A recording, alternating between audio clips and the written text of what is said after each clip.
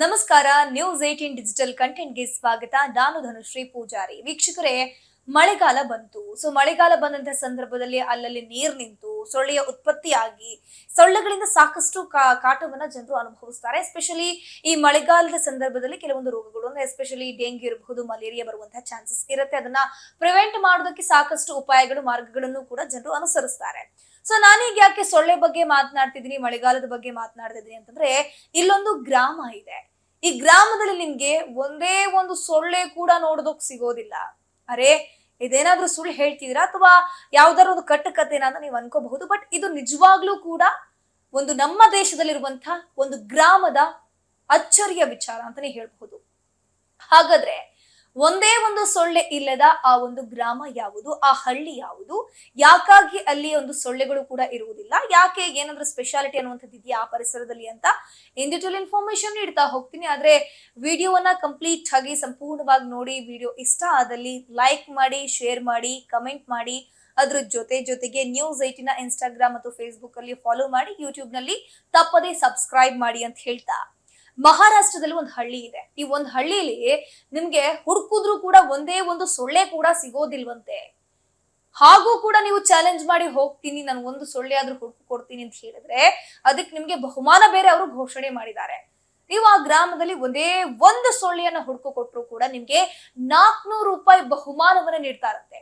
ಹೌದು, ಹಾಗಾದ್ರೆ ಆ ಗ್ರಾಮ ಯಾವುದು ಅಂತೀರಾ? ಆ ಗ್ರಾಮ ಮಹಾರಾಷ್ಟ್ರದ ಅಹಮದ್ ನಗರ ಜಿಲ್ಲೆಯ ಹಿವರೆ ಬಜಾರ್ ಅನ್ನುವಂತಹ ಗ್ರಾಮ. ಈ ಮಹಾರಾಷ್ಟ್ರದ ಅಹಮದ್ ನಗರ ಜಿಲ್ಲೆಯ ಹಿವರೆ ಬಜಾರ್ ಅನ್ನುವಂತಹ ಗ್ರಾಮ ಇದು. ಈ ಒಂದು ಹಿವರೆ ಬಜಾರ್ ಗ್ರಾಮ ಏನಿದೆ, 1990ರ ಕಾಲದಲ್ಲಿ ಬರಪೀಡಿತ ಗ್ರಾಮ ಆಗಿತ್ತು. ಲಿಟ್ರಲಿ ಅಲ್ಲಿ ಒಂದೇ ಒಂದು ಬೆಳೆ ಬೆಳೆಯೋದಕ್ಕಾಗ್ತಿರ್ಲಿಲ್ಲ. ಒಂದ್ ಹನಿ ನೀರು ಕೂಡ ಕುಡಿಯೋಕೆ ಕಷ್ಟಪಡುವಂತಹ ಪರಿಸ್ಥಿತಿ. ಒಂದು ಹನಿ ನೀರು ಕೂಡ ಅಲ್ಲಿ ಸಿಗ್ತಾ ಇರಲಿಲ್ಲ. ಅಂತರ್ಜಲದ ಮಟ್ಟ ಕುಸಿತ ಆಗಿತ್ತು ಸಂಪೂರ್ಣವಾಗಿ. ಮರಗಳ ಪ್ರಮಾಣವೂ ಕೂಡ ಕಡಿಮೆ ಆಗಿತ್ತು. ಒಂದ್ ಕಡೆ ಬರ ಇರಬಹುದು, ಒಂದ್ ಕಡೆ ಊಟಕ್ಕೂ ಕಷ್ಟ. ಸಾಕಷ್ಟು ಜನರು ಗುಳೆ ಹೋದ್ರು, ಬೇರೆ ಬೇರೆ ಊರುಗಳನ್ನ ಅರಸಿ ಹೋದ್ರು, ಕೆಲಸವನ್ನ ಅರಸ್ಕೊಂಡು ಹೋದ್ರು. ಗ್ರಾಮ ಸಂಪೂರ್ಣವಾಗಿ ಬಡತನದಿಂದ ಹೊಂದಿದ್ದಂತಹ ಗ್ರಾಮ ಆಗಿತ್ತು. ಈ ಗ್ರಾಮದಲ್ಲಿ ಸುಮಾರು 90% ನಷ್ಟು ಜನರು ಎಲ್ಲರೂ ಕೂಡ ಬಡವರೇ ಆಗಿದ್ರು. ಅಲ್ಪ ಸ್ವಲ್ಪ ಅಂದ್ರೆ ಒಂದ್ 5ರಿಂದ 10% ಜನರು ಮಾತ್ರ ಮಧ್ಯಮ ವರ್ಗದವರು ಇದ್ರು. ಅಷ್ಟು ಒಂದು ಕಷ್ಟದ ಪರಿಸ್ಥಿತಿ ಅಲ್ಲಿನ ಜನರಿಗೆ ಎದುರಾಗಿದೆ ಅನ್ನೋದು 1990ರ ಕಾಲದಲ್ಲಿ, ಆ ದಶಕದ ಸಂದರ್ಭದಲ್ಲಿ. ಈಗ ಆ ಗ್ರಾಮ ಒಂದೇ ಒಂದು ಸೊಳ್ಳೆ ಇಲ್ಲದೆ ಇರುವಂತದಕ್ಕೆ ಕಾರಣ ಏನಪ್ಪಾ ಅಂತಂದ್ರೆ ಆ ಗ್ರಾಮಸ್ಥರ ಒಗ್ಗಟ್ಟು. ಅವರು ಪರಿಸರದಲ್ಲಿ ಮೇಂಟೈನ್ ಮಾಡುತ್ತಿರುವಂತಹ ಒಂದು ಸ್ವಚ್ಛತೆ, ಅವರ ಒಗ್ಗಟ್ಟು ಮತ್ತು ಸ್ವಚ್ಛತೆ, ಅವರ ಶ್ರಮದಿಂದಾಗಿ ಆ ಗ್ರಾಮ ಈಗ ಇಡೀ ದೇಶಕ್ಕೆ ಸ್ಫೂರ್ತಿಯಾಗಿದೆ. ಹೌದು, ಈ ಒಂದು ಹಿವರೆ ಬಜಾರ್ ಅನ್ನುವಂತಹ ಗ್ರಾಮ ಏನಿದೆ, 1990ರ ದಶಕದಲ್ಲಿ 90% ಬಡ ಜನರೇ ಹೊಂದಿದಂತಹ ಗ್ರಾಮ ಈಗ ಈ ಗ್ರಾಮದಲ್ಲಿ ಈಗಿನ ಕಾಲದಲ್ಲಿ ಆ ಒಂದು ಗ್ರಾಮದಲ್ಲಿ 300ಕ್ಕೂ ಹೆಚ್ಚು ಕುಟುಂಬಸ್ಥರಿದ್ದಾರೆ. ಆ 300ಕ್ಕೂ ಹೆಚ್ಚು ಕುಟುಂಬಸ್ಥರಲ್ಲಿ 80 ಜನರು ಕೋಟ್ಯಾಧಿಪತಿಗಳಿದ್ದಾರೆ. ಅಂದ್ರೆ ನೀವು ಅನ್ಕೊಳ್ಳಿ ಅಲ್ಲಿನ ಪರಿಸ್ಥಿತಿಯನ್ನ, ಅಲ್ಲಿನ ಜನರು ಯಾವ ರೀತಿ ಸುಧಾರಣೆ ಮಾಡಿದ್ದಾರೆ ಅನ್ನುವಂಥದ್ದು. ಇದು 1-2 ವರ್ಷದಲ್ಲಿ ಮಾಡಿದಂತಹ ಒಂದು ಬದಲಾವಣೆ ಅಲ್ಲ. ಇದು ಸುಮಾರು 20 ವರ್ಷಗಳಿಂದ ನಡ್ಕೊಂಡು ಬರ್ತಿರುವಂತಹ ಬದಲಾವಣೆ. ಬದಲಾವಣೆಯ ಹಾದಿಯಾಗಿ ಅಲ್ಲಿ ಜನರು ಕೂಡ ಶ್ರೀಮಂತರಾಗಿದ್ದಾರೆ, ಪರಿಸರ ಕೂಡ ಸ್ವಚ್ಛವಾಗಿದೆ. ಎಷ್ಟರ ಮಟ್ಟಿಗೆ ಸ್ವಚ್ಛ ಅಂತಂದ್ರೆ ನಿಮ್ಗೆ ಒಂದು ಸೊಳ್ಳೆ ಕೂಡ ಸಿಗೋದಿಲ್ಲ. ನೀವು ಚಾಲೆಂಜ್ ಮಾಡ್ಕೊಂಡು ಹೋಗ್ತೀನಿ, ನಾನು ಒಂದು ಸೊಳ್ಳೆನಾದ್ರೂ ಹುಡುಕಿ ಕೊಡ್ತೀನಿ, ಅಥವಾ ಒಂದ್ ಸೊಳ್ಳೆ ಇಲ್ಲದೆ ಇರುವಂತ ಪರಿಸರ ಯಾವುದೂ ಕೂಡ ನಮ್ಮ ದೇಶದಲ್ಲಿ ಇಲ್ಲ ಅಂತ ನೀವು ಆರ್ಗ್ಯುಮೆಂಟ್ಸ್ ಮಾಡ್ಕೊಂಡು ಹೋದ್ರೂ ಕೂಡ ನಿಮ್ಗೆ ಚಾಲೆಂಜ್ ಅನ್ನ ಕೊಡ್ತಾರೆ. ಇನ್ ಕೇಸ್ ನೀವು ಒಂದು ಸೊಳ್ಳೆಯನ್ನ ಹಿಡ್ಕೊಂಡ್ ಬಂದು ಕೊಟ್ರಿ ಅಂತಂದ್ರೆ ನಿಮ್ಗೆ 400 ರೂಪಾಯಿ ಒಂದ್ ಸೊಳ್ಳೆ ಹಿಂಗೆ ಬಹುಮಾನವನ್ನ ಕೊಡ್ತಾರಂತೆ. ಅದ್ರ ಜೊತೆಗೆ ಇವರು ಯಾವ ರೀತಿ ಈ ಗ್ರಾಮವನ್ನ ಉದ್ಧಾರ ಮಾಡ್ಕೊಂಡು ಬಂದ್ರು, ಬದಲಾವಣೆಯನ್ನ ಮಾಡ್ಕೊಂಡು ಬಂದ್ರು ಅಂತಂದ್ರೆ ಶ್ರಮದಾನ ಮತ್ತು ಸರ್ಕಾರದ ನೆರವು.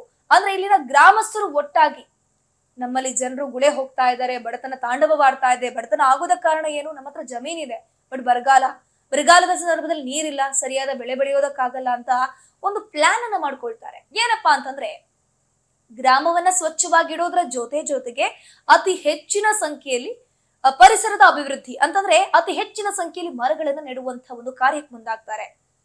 ನಾನಾಗ್ಲೇ ಅಂದೆ, 1-2 ವರ್ಷದ ಪ್ರತಿಫಲ ಅಲ್ಲ ಇದು. ಸುಮಾರು 20ರಿಂದ 25 ವರ್ಷ, 30 ವರ್ಷದ ಪ್ರತಿಫಲದ ಪರವಾಗಿ ಈಗ ಕೋಟ್ಯಾಧಿಪತಿ ಆಗಿದ್ದಾರೆ. ಫಲವತ್ತತೆ ಉಳ್ಳಂತಹ ಜಮೀನುಗಳಿದೆ, ನೀರಿದೆ. ಯಾವುದೇ ರೀತಿಯ ಸಮಸ್ಯೆ ಇಲ್ಲ. ಗ್ರಾಮಸ್ಥರೆಲ್ಲ ಸೇರ್ಕೊಂಡು ಏನ್ ಮಾಡ್ತಾರೆ, ಬದಲಾವಣೆಯ ಹಾದಿಯನ್ನ ಹಿಡಿತಾರೆ ಅವರು. 1990ರಲ್ಲಿ ಗ್ರಾಮಸ್ಥರೆಲ್ಲರೂ ಕೂಡ ಒಟ್ಟಾಗಿ ಜಂಟಿ ಅರಣ್ಯ ನಿರ್ವಹಣಾ ಸಮಿತಿಯನ್ನ ರಚಿಸಿಕೊಳ್ತಾರೆ. ಈ ಒಂದು ಸಮಿತಿಯಲ್ಲಿ ಎಲ್ಲರೂ ಕೂಡ ಇಡೀ ಗ್ರಾಮಸ್ಥರೆಲ್ಲರೂ ಕೂಡ ಈ ಒಂದು ಸಮಿತಿಯ ಮೆಂಬರ್ಸೇ. ಪ್ರತಿಯೊಬ್ಬರು ಕೂಡ ಇದರಲ್ಲಿ ಒಗ್ಗಟ್ಟಾಗಿ ಕೆಲಸವನ್ನ ಮಾಡ್ಲೇಬೇಕು ಅನ್ನುವಂಥ ಒಂದು ಘೋಷ ವಾಕ್ಯದ ಅಡಿಯಲ್ಲಿ ಎಲ್ಲರೂ ಕೂಡ ಒಟ್ಟಾಗಿ ಕೆಲಸವನ್ನ ಮಾಡ್ತಾರೆ, ಮರವನ್ನ ನೆಡ್ತಾರೆ. ಮರ ನೆಟ್ಟಂತಹ ಫಲವಾಗಿ ಈಗ ಸಾವಿರಾರು ಮರ ಇದೆ ಅಲ್ಲಿ. ಅದ್ರ ಜೊತೆಗೆ ಅತಿ ಹೆಚ್ಚು ನೀರನ್ನ ಕೇಳುವಂತಹ ಬೇಡುವಂತಹ ಬೆಳೆಗಳಿರಬಹುದು, ಅಂದ್ರೆ ಭತ್ತ ಇರಬಹುದು, ಕಬ್ಬು ಇರಬಹುದು, ಜೋಳದಂತಹ ಬೆಳೆಗಳನ್ನ ಸಂಪೂರ್ಣವಾಗಿ ನಿಷೇಧ ಮಾಡ್ತಾರೆ. ಭತ್ತ, ಜೋಳ, ಅದ್ರ ಜೊತೆಗೆ ಕಬ್ಬು ಬೆಳೆ ಇದೆಯಲ್ಲ, ಇದಕ್ಕೆಲ್ಲ ಸ್ವಲ್ಪ ಜಾಸ್ತಿ ನೀರು ಕೇಳುತ್ತೆ. ಸೊ ಹಾಗಾಗಿ ಇಂತಹ ಬೆಳೆಗಳನ್ನ ಸಂಪೂರ್ಣವಾಗಿ ನಿಷೇಧ ಮಾಡ್ತಾರೆ. ಯಾರು ಕೂಡ ಬೆಳಿಬಾರದು ಅಂತ ಒಂದು ರೂಲ್ಸ್ ಅನ್ನ ತರ್ತಾರೆ. ಅದ್ರ ಜೊತೆಗೆ ಮರಗಳನ್ನ ಬೆಳೆಯೋಕ್ ಶುರು ಮಾಡ್ತಾರಲ್ಲ. ಸೊ ಸುಮಾರು ವರ್ಷಗಳ ಆದ್ಮೇಲೆ ಈಗ ಅಲ್ಲಿ 30ರಿಂದ 40 ಅಡಿಯಲ್ಲೇ ಅವರಿಗೆ ನೀರಿನ ಮಟ್ಟ ಸಿಗುತ್ತೆ. ಸೊ ಅದರಿಂದಾಗಿ ಉತ್ತಮ ಬೆಳೆ ಬೆಳಿತಾರೆ. 1990ರಲ್ಲಿ ಬರಪೀಡಿತ ಪ್ರದೇಶ ಅಂತ ಘೋಷಣೆ ಆಗಿದಂತಹ ಒಂದು ನಗರ ಏನಿದೆ, ಹಿವರೆ ಬಜಾರ್ ಅನ್ನುವಂತಹ ಗ್ರಾಮ ಏನಿದೆ, ಈಗ ಫಲವತ್ತತೆಯಿಂದ ಕೂಡಿದೆ. ಕೋಟ್ಯಾಧಿಪತಿಗಳಿಂದ ಆ ಗ್ರಾಮ ತುಂಬಿ ತುಳುಕ್ತಾ ಇದೆ. ಇದು ಬರೀ ನಮಗೆ ಬಾಯಿ ಮಾತಿಗೆ ಸೀಮಿತ ಆಗಬಾರ್ದು. ಈ ಸುದ್ದಿ ನಾವು ಕೇಳು ಬಿಡುವಂತದ್ದಾಗಬಾರ್ದು. ಬದಲಾಗಿ ನಾವು ಕೂಡ ನಮ್ಮ ಸಮಾಜದಲ್ಲಿ ನಮ್ಮ ಸಮಾಜವನ್ನ ಅಭಿವೃದ್ಧಿ ಮಾಡುವಂತಹ ಕೆಲಸವನ್ನ ಮಾಡಬೇಕು. ಒಗ್ಗಟ್ಟಿನಿಂದ ನಮ್ಮ ಪರಿಸರವನ್ನ ಸ್ವಚ್ಛತೆಯಿಂದ ಇಡಬೇಕು ಅಂತ ಹೇಳ್ತೀನಿ. ಧನ್ಯವಾದ. ನಿರ್ಭೀತ, ನಿಷ್ಪಕ್ಷಪಾತ, ವಿಶ್ವಾಸಾರ್ಹ ಸುದ್ದಿಗಳಿಗೆ ಮತ್ತೊಂದು ಹೆಸರಾಗಿರುವ News18 ಕನ್ನಡ ಈಗ ಆಪ್ನಲ್ಲೂ ಲಭ್ಯವಿದೆ. ದಯವಿಟ್ಟು ಇಲ್ಲಿರುವ QR ಕೋಡ್ ಅನ್ನು ಸ್ಕ್ಯಾನ್ ಮಾಡಿಕೊಂಡು ಆಪ್ ಡೌನ್ಲೋಡ್ ಮಾಡೋದಕ್ಕೆ ಮರಿಬೇಡಿ. ನಿಮ್ಮ ಬೆಂಬಲ ಹೀಗೆ ಸದಾ ನಮ್ಮೊಂದಿಗಿರಲಿ. ಧನ್ಯವಾದ.